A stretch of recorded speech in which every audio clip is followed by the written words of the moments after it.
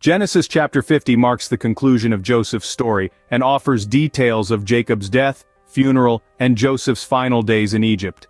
Jacob dies at the age of 147 in Egypt. Before his death, he asks to be buried in the cave of Machpelah in Canaan. Joseph organizes a grand funeral for Jacob in Egypt.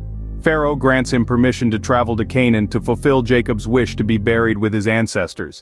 After Jacob's burial, Joseph's brothers fear that Joseph will now take revenge that their father has died. Joseph reassures his brothers that what was destined for evil has been transformed into good by divine providence.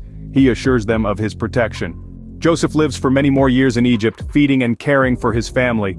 Before his death, he assures his brothers that God will one day bring them back to the promised land. Joseph dies at the age of 110. Before his death, he prophesies about the future departure of his people from Egypt.